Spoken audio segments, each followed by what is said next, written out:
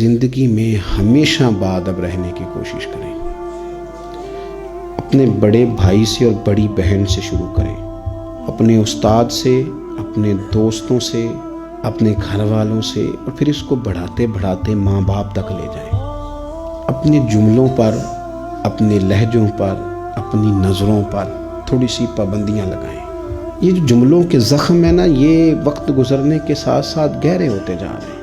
گھر میں کبھی غربت بھی آئی جاتی ہے، کبھی کوئی آزمائش آ بھی جاتی ہے، لیکن حوصلہ مند وہ لوگ ہوتے ہیں جو اسے دلیری کے ساتھ ان آزمائشوں سے گزرتے ہیں۔ لیکن جو تلخ ہو جائیں، سخت باتیں کر دیں جو عمر بھر بھلائی نہ جا سکیں، وہ بوجھ چھوڑ جاتی ہیں طبیعتوں میں۔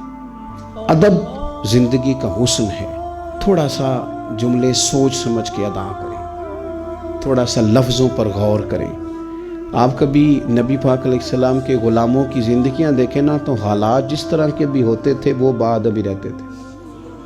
حضرت صدیق اکبر رضی اللہ تعالیٰ عنہ غار ثور میں ہیں اور ان کو سانپ نے ڈس لیا ہے۔ میری آپ تعریف کرتے ہیں، کہتے ہیں حضرت علامہ، مولانا، پیر صاحب، فلاں صاحب، خطیب صاحب، امام صاحب، یہ سارے لفظ ہیں۔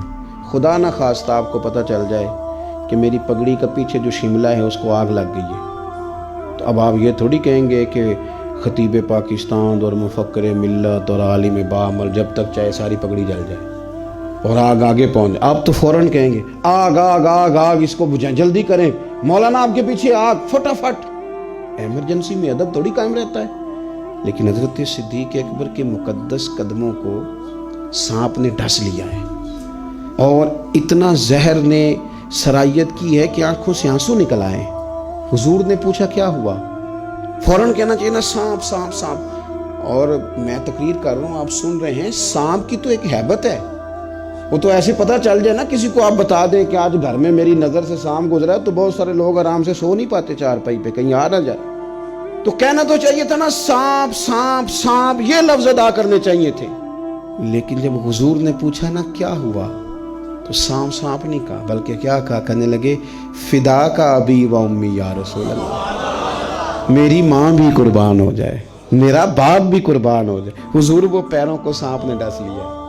ابو بکر اس ایمرجنسی میں بھی آداب آپ کو اتنے یاد ہیں، اے صدیق اکبر یہاں بھی۔ تو ان لوگوں نے ہمیں بتایا کہ حالات جس طرح کے بھی ہوں، ادب والے ہی ہوتے ہیں۔ وہ بے ادبیاں کرتے، مجھے بڑی تکلیف ہوتی ہے جب کسی کے گھر سے یہ پیغام آتا ہے کہ اسے سمجھائیں، یہ ادب نہیں کرتا۔ یہ اپنی زندگی میں، اور صوفیاء کے ماننے والے بھی اگر ادب والے نہ ہوں، خانقاہی لوگ بھی اگر ادب والے نہ ہوں، ہمیں لوگ بھی ادب کرنے کی کوشش کرتے ہیں، وہ لہجہ اس طرح کا اختیار کرتے ہیں، لفظوں میں اس طرح ترشروئی لاتے ہیں کہ وہ اشتعال دلائیں اور ہم بھی اس طرح کی باتیں کریں۔ لیکن ہم ان کو بتائیں گے کہ وَإِذَا خَاطَبَهُمُ الْجَاهِلُونَ قَالُوا سَلَامًا، جاہلوں کو سلوٹ کیا جاتا ہے، ان سے الجھا نہیں جاتا۔